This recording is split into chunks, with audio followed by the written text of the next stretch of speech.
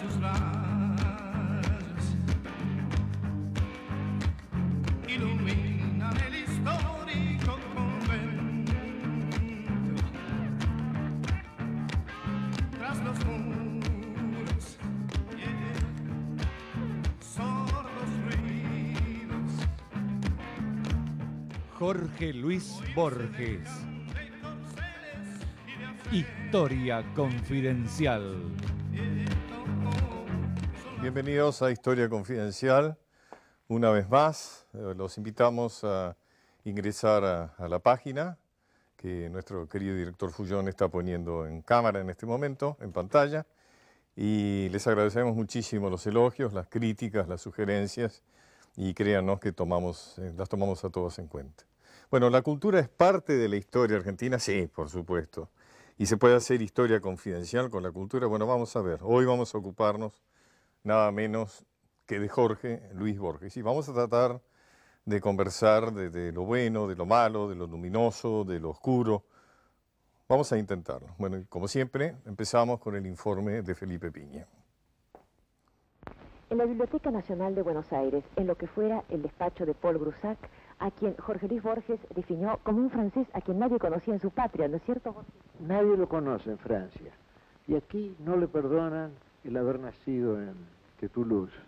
Esas extrañas paradojas, un hombre que ha dado tanto a nuestro país, ¿no es cierto? Un hombre que ha dado tanto a la lengua española.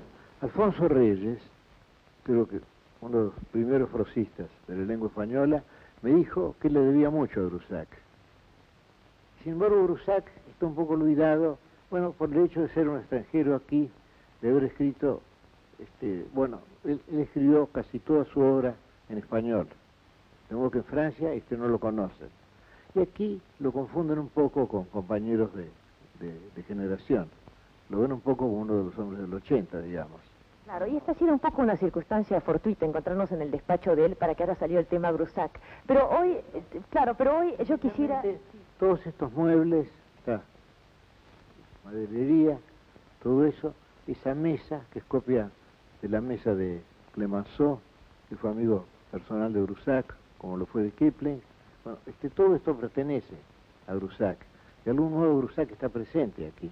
Claro, pero hoy, no sé, me interesaría más tocar así muy de cerca, dentro de la brevedad que significa trabajar para la televisión, la personalidad de Jorge Luis Borges. Lo hemos encontrado usted dentro de su trabajo. Te voy a tratar de adquirir una para contestarle. Señor Borges, además, ¿cómo tiene usted tanto sentido del humor? Cuando usted mencionaba recién, bueno, denme mi bastón porque un ciego no puede moverse sin su bastón. Es una pregunta metafísica esa, ¿no? Puede ser la sangre inglesa, tal vez. ¿Cómo es su mundo ahora, señor Borges? Bueno, por lo pronto es un mundo aligerado de colores y limitado a las formas que se mueven, a la tiniebla, a la claridad y al color amarillo. Yo he escrito un libro titulado El oro de los tigres. En ese libro me refiero al hecho de que cuando yo era chico, yo me pasaba las horas ante los barrotes de la jaula de los tigres en el jardín zoológico, pues estaba fascinado por el pelaje amarillo del tigre. Y ahora el amarillo es el único color que me queda. De modo que de algún modo se ha cerrado el ciclo. Y por eso lo llamé al libro El oro de los tigres. Porque yo empecé visualmente por el amarillo y ahora es el único color que veo. Porque el azul puede ser rojo, el rojo puede ser verde, el verde puede ser marrón, todo eso se confunde. Curiosamente, en realidad... Luces, sombras y el color más vívido, que es el amarillo. Y en realidad entonces uno llega a la conclusión de que en cierto nivel de la vida lo importante es tener un amarillo. ¿No es cierto que lo demás no tiene demasiada trascendencia? Es cierto, sí, es verdad. Y además como, yo no sé, uno vive de la memoria, me parece. Porque desde luego a los 73 años es natural vivir de la memoria. Pero al mismo tiempo uno vive para la memoria. Uno hace muchas cosas para recordarlas. No por el momento presente, sino por el momento futuro en que serán recordadas. ¿Y usted, por ejemplo? Creo que la memoria es importante de un modo futuro y retrospectivo. Bueno, ahí veíamos esta muy buena entrevista de Magdalena Rivas realizada a Borges en la propia Biblioteca Nacional a principios de la década del 70. A Borges hacer alguna mención a su infancia, una infancia asignada por la literatura, evidentemente. Ya a los 6 años Borges le anuncia a su padre que quiere ser escritor, a los 7 hace una especie de resumen de la mitología griega, a los 9 años hace una traducción del Príncipe Feliz de Oscar Wilde del inglés, ¿no? Y también se mencionaba el tema de la ceguera de Borges, que es curioso porque la biblioteca tuvo 3 directores notables ciegos, como José Mármol, Paul Grusac y el propio Borges, ¿no? Como una especie de signo esto de tener tantos libros y no poder leerlos, ¿no? Curioso caso el de Borges. Renegaba de los movimientos políticos populares, decía que el radicalismo había sido una calamidad y el peronismo un oprobio. No le gustaba el fútbol, despreciaba al general San Martín, decía que era solo un militar que había luchado en Chile, y sostenía que era lamentable que nuestro héroe nacional, Martín Fierro, fuera un desertor, un asesino, un flojo. No le gustaba el color local, no escribía casi sobre temas nacionales, no hizo épica patriotera, y sin embargo es el escritor argentino más conocido en el mundo, y él, que se reía de los mitos nacionales, se ha convertido en una especie de mito nacional, el símbolo de la cultura en nuestro país. Hoy vamos a tener invitados muy distinguidos, conocen algunos muy bien la obra, otros lo han conocido muy estrechamente a Borges. Y a mí se me ocurre que me gustaría hacerle algunas preguntas, además de reconocer que es indudablemente un genio. Me gustaría preguntarle sobre si es cierto que era un hombre políticamente reaccionario. La sexualidad de Borges, por ejemplo, es algo que también se ha hablado a veces como chisme, pero nunca se ha tocado el tema. Bueno, ¿por qué elige morir en el extranjero? ¿Qué pasó en su relación con María Kodama? Vamos a hablar de esas cosas, ¿no? Y ahora vamos a otra entrevista donde Borges va a hablar de la relación de su padre y de su vocación de escritor. Pero él quiso que se cumpliera en mí el destino que no pudo cumplirse en él, el destino de escritor. Luego yo supe desde niño que mi destino sería un destino literario. Eso me fue indicado de un modo tácito, que es el único modo de indicar las cosas, que se den por sentadas. Y yo desde niño supe que mi destino sería un destino literario. Y mi padre me franqueó su biblioteca, una biblioteca en su mayor parte de libros ingleses. Y yo me eduqué en esa biblioteca.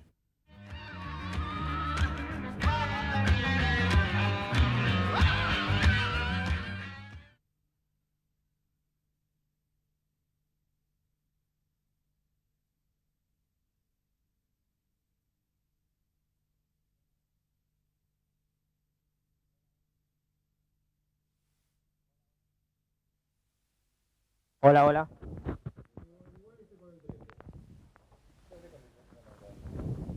Bueno.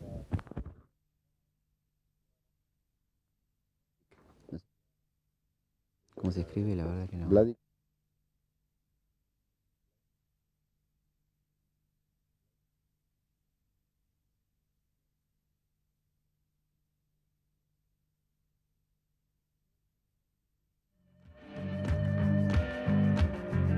Historia confidencial. Jorge Luis Borges. Usted escribió en un tema que llamaba La duración del infierno. Al final contó un sueño, creo que sí. Un sueño en el que usted despertaba como de otro sueño y pensaba, ¿dónde estoy? Y comprendió que no lo sabía. Y dijo, ¿quién soy? Y no me pude reconocer. Dice, el miedo creció en mí. Pensé, esta vigilia desconsolada ya es el infierno. Y eso, caramba, no está mal, ¿eh? Habrá plagiado de alguien, ella que no creo que a mí se me ocurra nada, ¿no? No estaba mal, seguro que no estaba mal, ¿no? Vladi Kosiancic, ¿qué tienes ganas de decir de Borges? Escuchando ese reportaje, sobre todo el primero que le hizo Magdalena Ruiz Iñazú, bueno, recordaba la primera época de mi amistad con Borges, que duró algo así como 30 años, muchísimo tiempo, de verdad. Y cómo me gustaba ese escritorio circular, cuando a veces dejamos de estudiar o hacíamos una pausa, me gustaba sentarme ahí, estaba el globo terráqueo. A Borges le gustaban todos esos muebles también de Grusac. Y es curioso. Los muebles de la Biblioteca Nacional. Los muebles de la Biblioteca Nacional, el salón de la Biblioteca Nacional, sí. El salón del director. ahora que lo pienso, si Borges se mantuvo tan joven hasta el momento de su muerte, fue porque conservó, creo que como muchos poetas y la mayoría de los escritores de ficciones, algo de chico. Y esos muebles de Grusac tenían para él un encanto no de teatro. Borges no estaba muy inclinado al teatro, por el contrario, lo rechazaba. Nunca escribió nada de teatro, ¿no? No. Le parecía además que el teatro estaba hecho de golpes bajos, ¿no? En realidad el teatro hasta Shakespeare rechazaba. Pensaba que era mejor poeta que dramaturgo. Pero volviendo... Además él no veía el teatro. ¿Eh?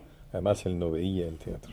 Bueno, pero le encantaba el cine, tampoco veía demasiado cine y siguió yendo hasta último momento. No, tenía con el teatro una relación de incomodidad, como si el teatro fuera puro golpe de efecto y no podía verse una obra de teatro 2 veces, ese tipo de cosas, ¿no? Su relación era básicamente con los libros.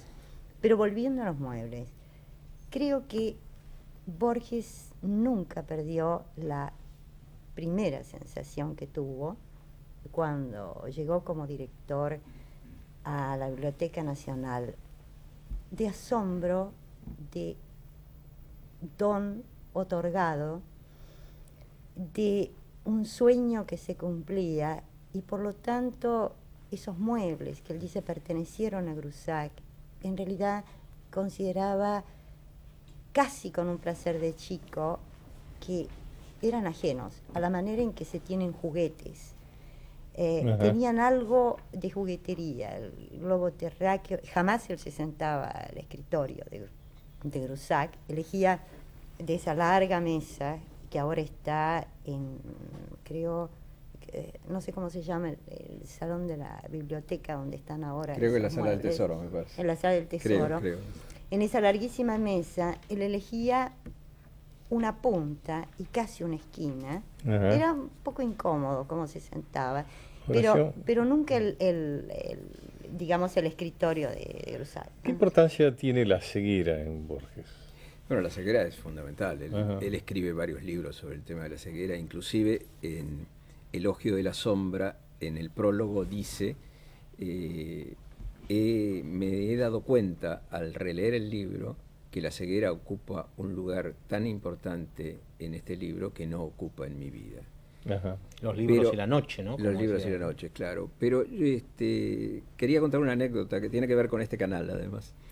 En el año 70, creo, por ahí, le hice 71, le hice una entrevista a Borges y le pedí a la producción que la mesa la pintara de verde y que pusiera rosas, que la mesa la pintara de amarillo, perdón, claro. amarillo, y que pusiera rosas amarillas. Y llegó Borges y dijo, qué atento, nada más que eso, ¿no? Y agradeció.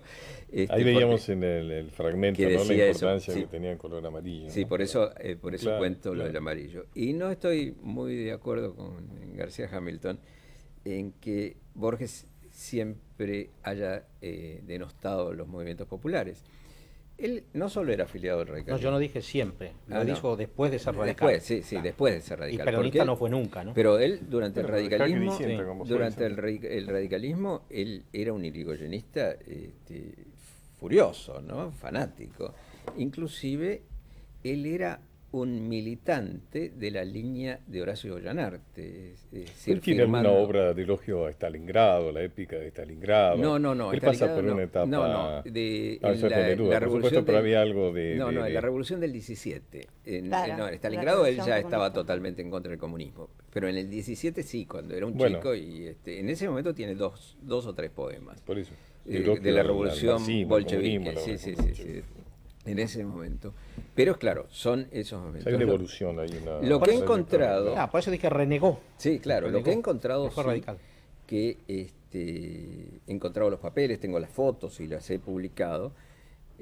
Borges en el año 34 era uno de los candidatos a ser integrante de Forja junto con Jauretche y Mansi, ¿no? Le prologó un libro a Jauretche. Y le prologó el libro a Jauretche y él estaba entre los candidatos a fundar Forja, quiere decir que era una persona de ese momento. Y he rescatado una foto de una cena, unos banquetes que se daban, con la gente que había hecho la revolución de Paso de los Libres, donde está Jaureche, donde está Pomar, y hay varios otros radicales fuertes de ese momento, y está Borges sentado al lado de Homero Mansi, ¿no? Es decir, creo que hasta ese momento yo pienso que él se empezó a ser conservador después del 35, más o menos, en ese año. Vladi, ¿qué es lo que más te gusta de Borges? ¿Qué es lo que más Lo que más me gusta Porque vos has de tenido Borges. la fortuna, ¿no es cierto?, el privilegio de conocerlo. Verdaderamente, porque hay muchos que luego se han llamado amigos de Borges, bueno, pero vos realmente lo conociste profundamente, ¿no? Sí,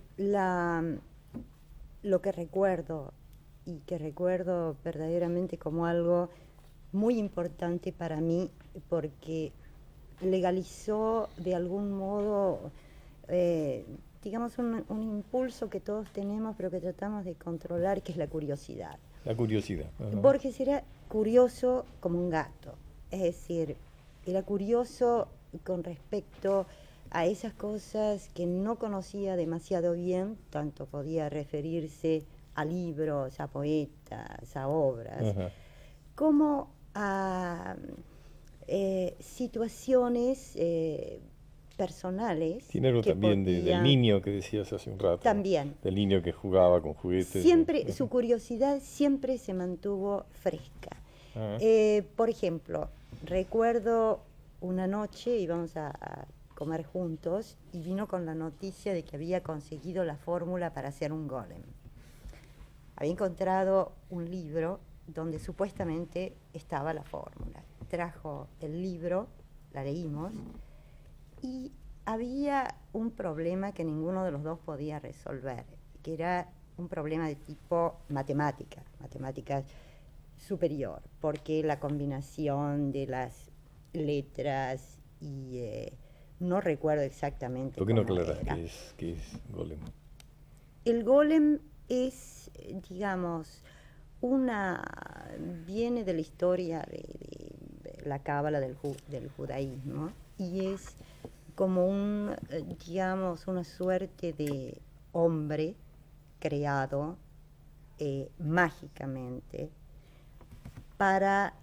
en una especie de desafío a la creación divina. Entonces el golem, como en el poema de Borges, el golem, bueno, la idea es crear un hombre, como lo hace Dios.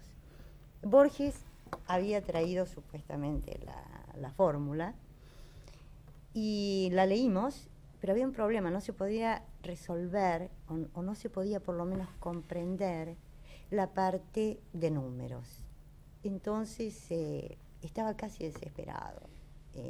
Mi marido llegó, en algún momento había que sacar, creo, las variables, yo no sé nada de matemáticas, y entonces se lo explicó a Borges.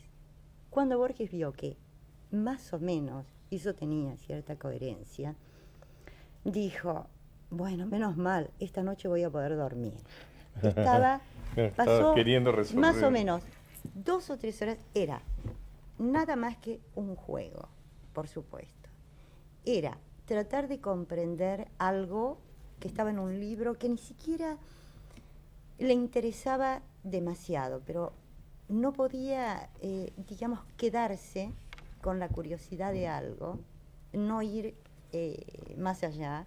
Yo recuerdo muy vagamente. Están pidiendo el corte, pero termina la frase, por favor. No, era nada más que eso. Vladi, muchas gracias. Horacio, muchas gracias. Nos vamos a la segunda parte del informe de Felipe. Yo siempre me había imaginado el paraíso bajo la especie de una biblioteca.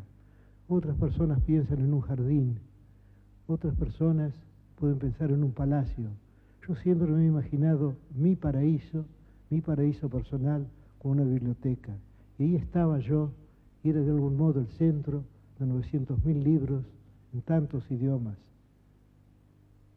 Y al mismo tiempo comprendí que podía apenas descifrar las carátulas y los lomos de los libros.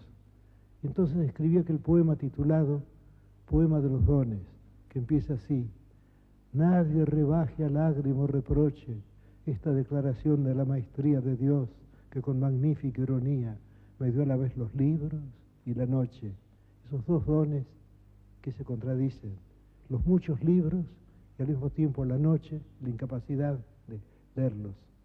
Y escribí un poema del cual yo imaginé autor a Grusac, porque Grusac fue también director de la biblioteca y fue también ciego, como yo, salvo que Grusac fue más valiente. Grusac no escribió ningún poema, pero yo pensé que sin duda había instantes en que nuestras vidas coincidían, ya que los dos estábamos ciegos, los dos queríamos a los libros. Él había honrado a la literatura con libros muy superiores a los míos, pero en fin, los dos éramos hombres de letras y recorríamos esa biblioteca de libros vedados, casi podríamos decir, para nuestros ojos oscuros, de libros en blanco, de libros sin letras. Y entonces escribí un poema sobre esa ironía de Dios que nos había dado a los dos los libros y la sombra, y al final me pregunté, ¿cuál de los dos escribe este poema de un solo don y de una sola sombra? Pues bien, yo pensé, este poema lo escribe Grusac también, salvo que él ha sido más valiente que yo y no lo ha escrito. Pero cuando yo escribí ese poema, yo ignoraba una circunstancia que es importante también. Yo ignoraba que hubo otro director de la biblioteca, José Mármol, que también fue ciego. Es decir, aquí ya tenemos el número 3, que de algún modo parece cerrar las cosas, ya que 2 es una mera coincidencia, pero 3 ya es una confirmación de orden ternario, una confirmación de algún modo divina. Bueno, estábamos viendo esta conferencia de Borges del año 77, que hemos rescatado del archivo del canal. Por suerte el canal tiene bastante material sobre Borges y hemos seleccionado para que podamos revivir algunos momentos de la vida de Borges contadas por él, como en este caso en la conferencia del año 77. Es interesante recordar un poco la actitud de Borges frente a la dictadura militar, de un inicial apoyo hacia la figura de Videla y un poco la dictadura, y finalmente hacia el final de la dictadura una crítica bastante fuerte, inclusive la participación en las solicitadas por pedido de los derechos humanos y por los desaparecidos, que le valieron la crítica de muchos que lo ven acompañado en otro momento de su vida. Las traslúcidas manos del judío labran en la penumbra los cristales, y la tarde que muere, miedo y frío, las tardes a las tardes son iguales. Las manos y el espacio de Jacinto, que palidecen el confín del gueto, casi no existen para el hombre quieto, que está soñando un claro laberinto. No lo turba la fama, ese reflejo de sueños en el sueño de otro espejo, ni el temeroso amor de las doncellas. Libre de la metáfora y del mito, labra un arduo cristal, el infinito mapa de aquel que es todas sus estrellas.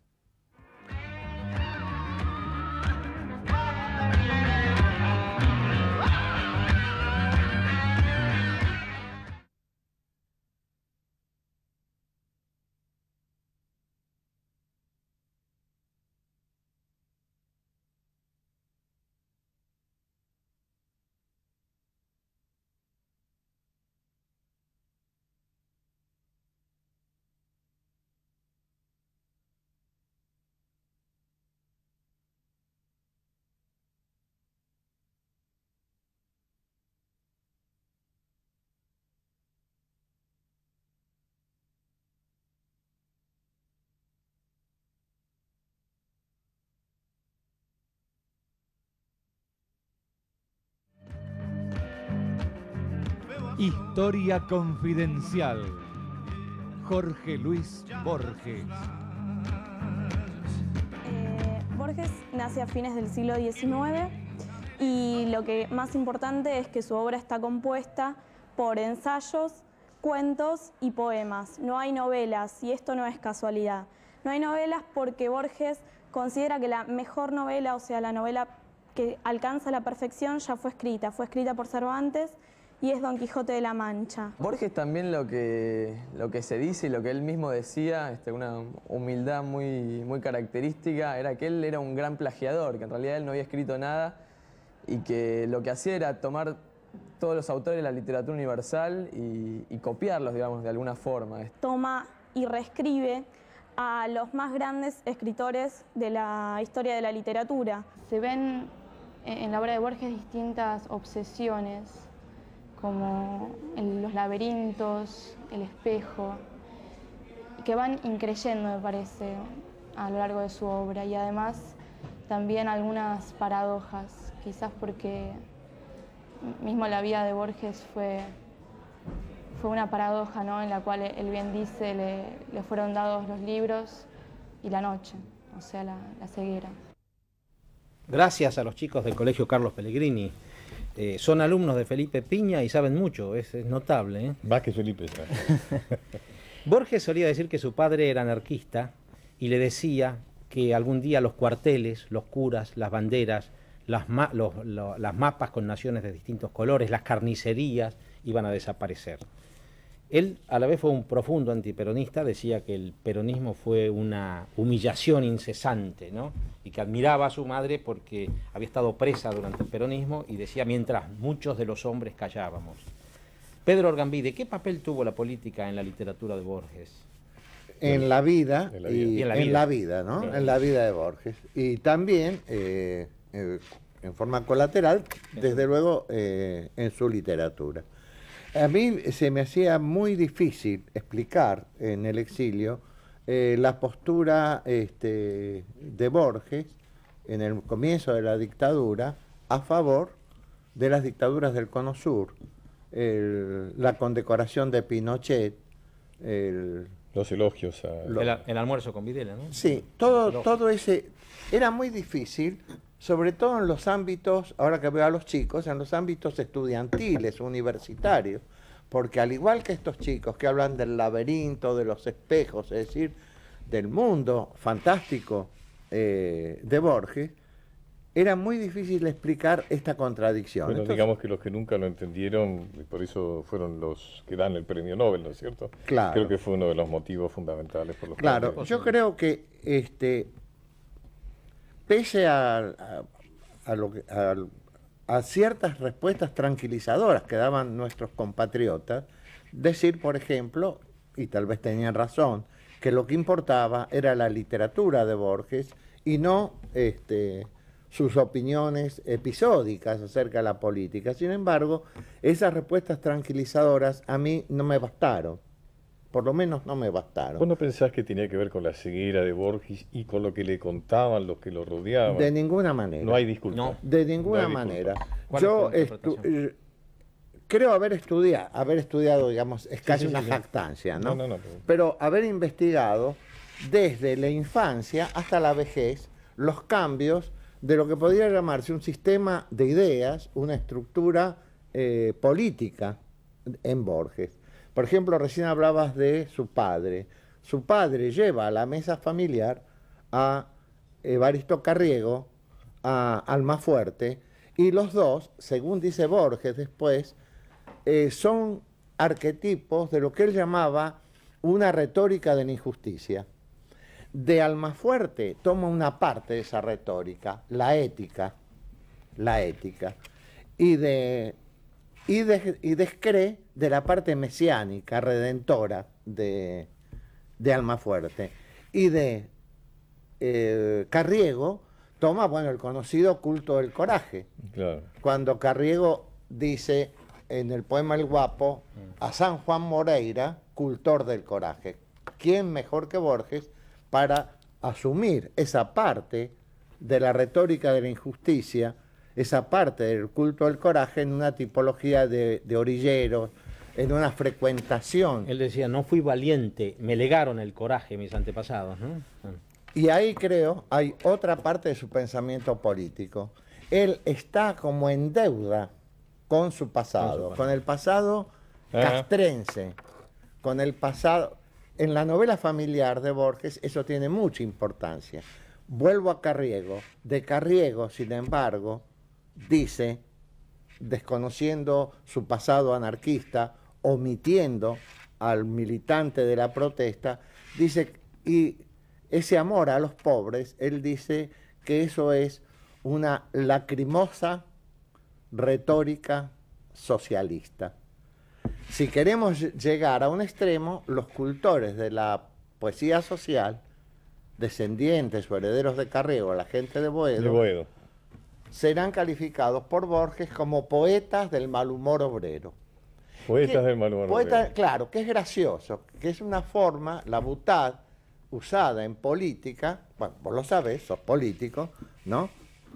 Bueno, todos somos políticos, todos somos políticos. No ofenda ahora, le diría, ¿eh? Sí. Y sí, es una forma de... Algo de eso tiene que ver con lo que decía José Ignacio, el tema del desprecio de Borges hacia el Martín Fierro, ¿no? Que de alguna manera es una obra de reivindicación de los sectores populares. En la biografía de Horacio Salas, que creo que es una biografía imprescindible para entender la complejidad de Borges, se habla del poema conjetural, donde es la muerte de la Prida. La muerte de la Prida, ¿no? Por ese piquete de soldados montoneros de Aldao, que lo degüellan. Y termina diciendo, vencen los bárbaros, los gauchos vencen. Entonces me hace acordar también a la mamá de Borges, a doña Leonora Acevedo, que decía, fíjate vos, Ricardito, se le ocurre escribir sobre un gaucho. Ricardito era Ricardo Guiraldes, claro. Y el gaucho era don Segundo Soto. Escúchame, acá con José Ignacio nos hemos ocupado de la sexualidad de San Martín, de la sexualidad de Belgrano, de la sexualidad de Sarmiento. Vamos a hablar también de la sexualidad de Borges. Recordábamos hace un rato con José Ignacio que Siblina Burrich alguna vez, con esa tendencia en la televisión, a decir cosas que impactaran, decía que Borges era impotente. Un viejo impotente, ¿no? Bueno, primero que a mí me parece impúdico, ¿no? Me parece impúdico. Hay un libro de Bosco-Voynich, del psicoanalista. Que se supone que fue su psicoanalista, ¿no? No.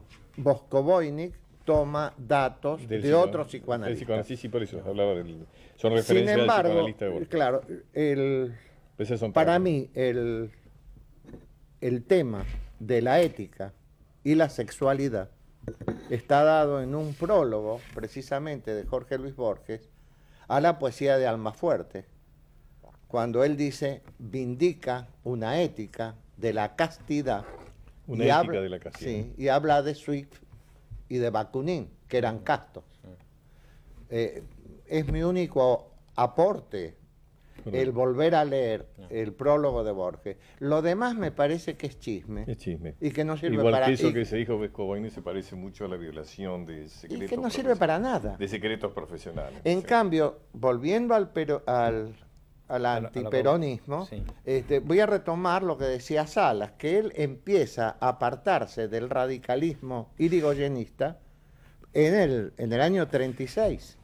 Es decir, cuando un conservador lo invita a participar en una audición del Teatro Colón, del radio de Teatro Colón, él omite una cuarteta que era completamente, en un poema, una exaltación del radicalismo irigoyenista, cuando dice, el primer organito salvaba el horizonte con su achacoso porte, su habanera y su gringo.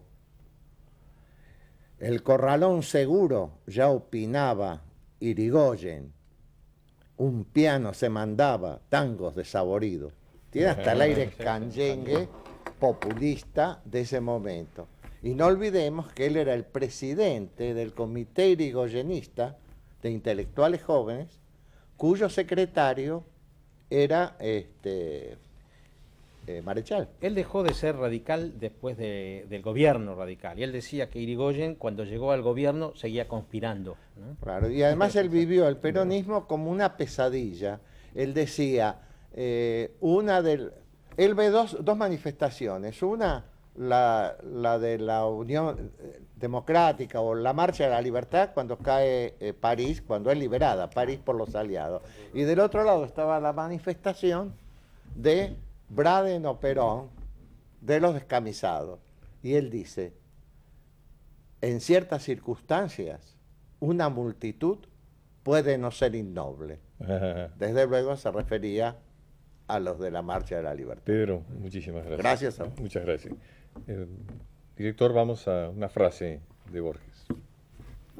Para enseñar el amor de la literatura inglesa y me abstuve en lo posible de fechas y de nombres. Y vinieron a verme unas alumnas que habían dado examen, que habían pasado. Todas las alumnas pasaban conmigo.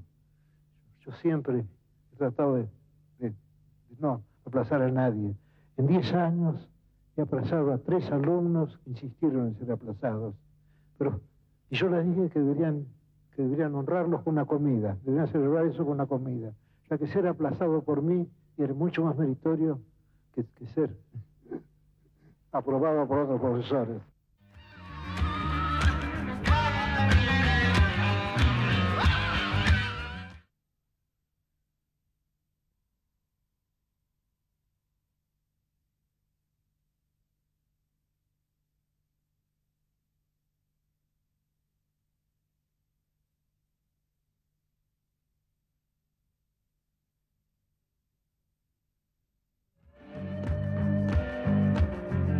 Historia confidencial. Jorge Luis Borges.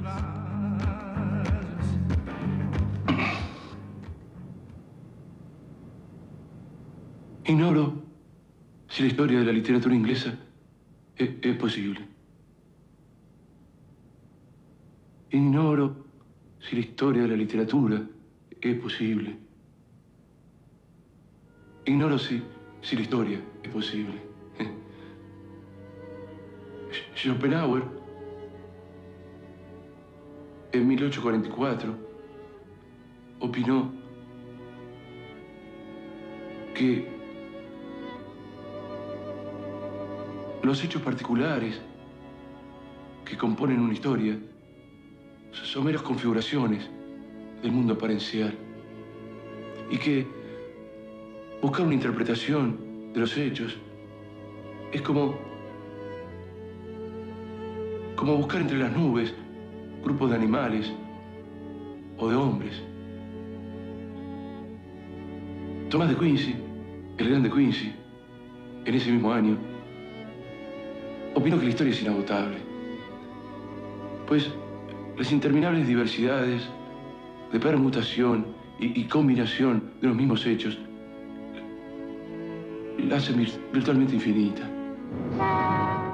Una vez veíamos una escena de la película de Javier Torre del año 2000, Un amor de Borges, que de alguna manera se basa en el texto Borges a contraluz de Estela Canto, este amor de Borges tan complicado de alguna manera.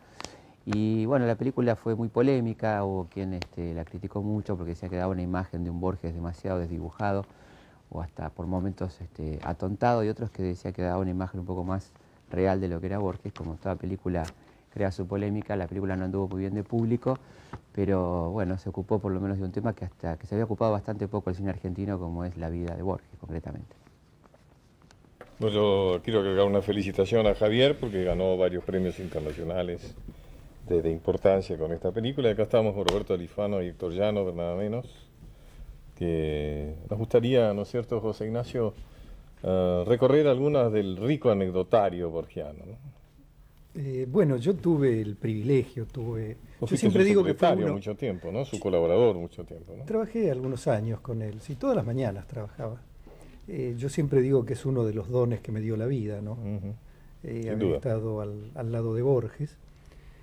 Borges fue un ser literario, absolutamente literario, ¿no? Era un personaje literario. Era un personaje literario, un hombre que todo lo tamizaba de literatura, todo lo llevaba hacia la literatura, cualquier tipo de experiencia. Y además se propuso ser literario en cada una de sus páginas y lo logró. Si hay un escritor que admite las obras completas, yo creo que es Borges. Contanos algo, se decía que Borges tenía mucho humor. Bueno, vos sabés que yo tuve... Vos escribiste también. Sí, un libro, anecdotario de Borges. El humor de Borges, Claro. sí. Tiene un libro lindísimo sobre el humor de Borges. Son cosas que me ocurrieron a mí con Borges, ¿no?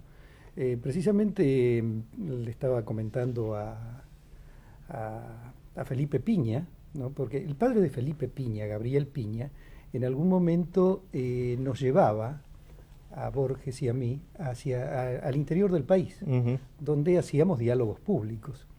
Y en cada uno de esos viajes, bueno, yo recopilaba muchas anécdotas, ¿no? Porque Borges era un hombre muy divertido, un hombre con un gran sentido del humor. Yo diría que era un humorista, ¿no? Y que creía, como Bernard Shaw, que a la larga todo va a ser humorístico. Y además es cierto, a la larga todo es humorístico, ¿no? Un hecho terrible que vivimos hoy, dentro de un año lo vamos a recordar como algo gracioso, con una sonrisa. Borges habló de tu libro La seducción de la hija del portero también, ¿no? Ah, sí, bueno. ¿Te acordás lo que dijo o no? Ya que no estás arrancando con la anécdota, la cuento ya. Sí. Él dice que era un libro que provocó bastante escándalo, pues decía que el cuento que da Qué raro, algo origen tuyo, al nombre, origen al nombre era bastante pornográfico. Entonces se habló mucho, nunca entendí muy bien de eso. Entonces un periodista cuando lo entrevista le pregunta: ¿qué opina usted de ese libro La seducción de la hija del portero, de O'Donnell? Y él dijo: es muy audaz, dice, ¿no? Entonces Borges dice: ¿por qué? ¿Por la forma que se habló el tema? No, dice, por llamar portero al encargado. Que de alguna manera es una defensa, ¿no? Que hacía no, se había ofendido. ¿Y qué anécdota un poco. tenés, Roberto, de Borges? Contá alguna anécdota. Una anécdota directo. Una anécdota derecho. Bueno, cuando lo conoce Juan José Arriola, un formidable escritor, un formidable cuentista mexicano, a Borges, un devoto de Borges, contaba que se arrodilló, lo conoció en una universidad de Estados Unidos, se arrodilló, le besó la mano. Arriola es un hombre muy efusivo, ¿no? Un hombre grandielocuente, ¿no? en su trato cotidiano. Le besó la mano y le dijo: Borges, le entrego en este beso 30 años de admiración. Y Borges le dijo: pero qué manera de perder el tiempo, señor. Héctor. Bueno, vamos a las anécdotas. Yo le grabé un disco y eso me dio oportunidad de convivir 6 tardes, 4 horas por vez, y otras 6 tardes, y él jugaba a que no se acordaba sus poemas de memoria. Entonces mi mujer era la que le tenía que ir dictando. Entonces me acuerdo con el poema de Baltasar Gracián, ese que empieza diciendo: laberintos, retruécanos y emblemas, helada y laboriosa nadería, fue para este jesuita la poesía reducida por él a estratagema. Y Borges dijo: qué difícil, vamos a estar toda la tarde con esta cuarteta. Pero al ratito el tipo que manejaba el sonido nos dijo que había una pausa. Entonces, en la pausa seguía pasando el poema ya grabado por Borges, por los parlantes, y hay una parte donde Borges dice que Baltasar Gracián había aprendido muchas astucias y argucias. Entonces Borges, mirándome, dijo: claro, no estoy hablando de Gracián, estoy hablando de mí. Soy yo el que ha aprendido muchas argucias. Cada vez que publico un poema en La Nación, pienso: ahora se van a dar cuenta. Pero alguien me llama como a las 11 y me dice: muy bueno, Giorgi. Y alguien vuelve a llamar a las 5 o 6 y dice: muy bueno, Giorgi. Y como a las 7 u 8 llama a Adolfito y dice: muy bueno, Giorgi. Y como a las 9 me digo: qué suerte, tampoco esta vez se han dado cuenta. Adolfito, recordemos que era Bioy Casares. Y después hablando de Bioy Casares en temas de la literatura fantástica. Otra anécdota, que una de esas señoras pesadas que inevitablemente rodean a estas figuras públicas, le estaba empeñada en contarle que ella iba a la Recoleta a visitar la tumba de su marido muerto hace un tiempo, y sucede que un día, que era un aniversario, posiblemente cuando se habían conocido, estaba ahí y de pronto en el fondo del pasillo ve avanzar a alguien, ¿no es cierto?, que se da cuenta que es su marido, que venía a saludarla en ese aniversario, ¿no es cierto? Y Borges le dice que amable. Ahora, lo curioso es que Borges fue un tímido irreductible, ¿no? Tímido. Y después la fama, ¿no? La fama es lo que le da una seguridad en sí mismo, ¿no? Que le permite decir, no sé, por ejemplo, que Guy de Maupassant nació imbécil y murió loco, ¿no? Nació imbécil y murió loco. O las opiniones que daba. De García Lorca, ¿te acuerdas qué fue lo que dijo? Sí, dijo que era un andaluz profesional. Un andaluz que causó escándalo en España, eso, andaluz profesional. Pero no, pero algo que causó mucho más escándalo en España fue cuando dio una conferencia en el ISI. Entonces hizo una enumeración de poetas españoles y no lo nombró a Machado. Entonces alguien pide la palabra, alguien del público, y le dice, Borges, dice, usted se olvidó de Machado. Y Borges le dijo, no sabía que Manuel tenía un hermano. Se olvidó de Antonio Machado. Recordemos que eran dos hermanos poetas, Manuel y Antonio. Pero Borges jugaba siempre con esas cosas. Él tiene también al comienzo citas sobre Machado como de los grandes poetas españoles. Y lo pone en el cuento Guayaquil, ¿no? Pone uno de los versos de Machado sin nombrarlo, ¿no? El del torpe. Contame la última, Héctor. Te voy a contar que acá estuvieron hablando de la ceguera, ¿no? En el poema de los dones dice Grusac o Borges, y cuando lo grabó me dijo, claro, Mármol también, pero no me entraba en el verso. Bueno, la ceguera de Borges era, digamos, no era una ceguera total. Borges, Roberto, yo lo veía cuando íbamos a comer. Tenemos que, repito, contar lo que vas a decir. No, quería comentar que no era una ceguera total, ¿no? Borges de pronto cuando íbamos a comer había veces en que veía la copa y la tomaba y había veces en que no. Y además se queda ciego alrededor de los 50 años. Le va cayendo la piel. En el año 65 queda, digamos. Muchas gracias. Ciego. Roberto, muchas gracias. Héctor, muchas gracias. Y nos vamos ahora a la famosa poesía a Juan López y John Ward, ¿no? que escribiera en el momento de Malvinas.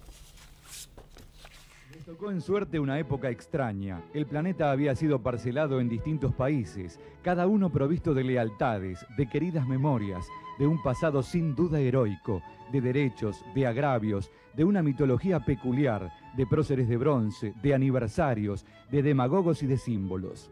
Esa división cara a los cartógrafos auspiciaba las guerras. López había nacido en la ciudad junto al río Inmóvil, Ward en las afueras de la ciudad por la que caminó Father Brown. Había estudiado castellano para leer al Quijote. El otro profesaba el amor de Conrad, que le había sido revelado en un aula de la calle Viamonte. Hubieran sido amigos, pero se vieron una sola vez cara a cara en unas islas demasiado famosas, y cada uno de los dos fue Caín, y cada uno Abel. Los enterraron juntos, la nieve y la corrupción los conocen. El hecho que refiero pasó en un tiempo que no podemos entender.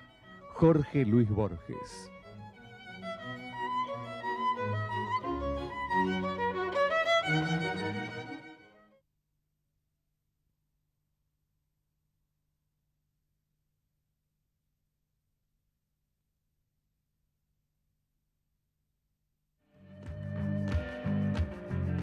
Historia confidencial. Jorge Luis Borges. No quería contar la anécdota de la que hablaba Roberto, de la que fue testigo mi padre. Digamos que estaban en un aeropuerto y estaba Monseñor Cuarrachino, entonces se acerca a saludarlo a Borges y Borges le dice, ¿cómo le va, Monseñor? Dice, somos colegas. Entonces Cuarrachino dice, perdón, no entiendo, ¿cómo colegas? Dice, sí, los dos vivimos de la ciencia ficción. ¿Por qué Borges muere en Suiza? Es una decisión de él. Había pasado es ahí una decisión de María Kodama.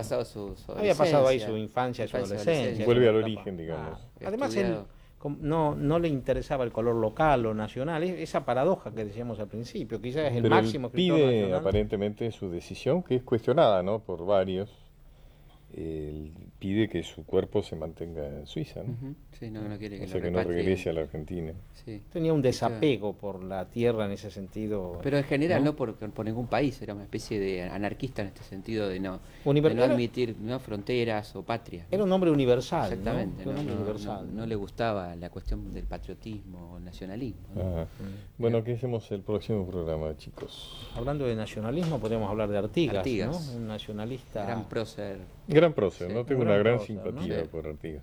Sí. Hay que recordar las cartas entre San Martín y Artigas, ¿no? Eran realmente Hoy está identificado con el Uruguay, pero fue un personaje muy importante en lo que era la herencia del virreinato, el Río de la Plata, ¿no? Bueno, está identificado con Uruguay en gran medida porque Buenos Aires no aceptó incorporar las condiciones que proponía Artigas. Pero actuó en todo lo que le fue el protectorado, que era el litoral, hasta Córdoba, ¿no?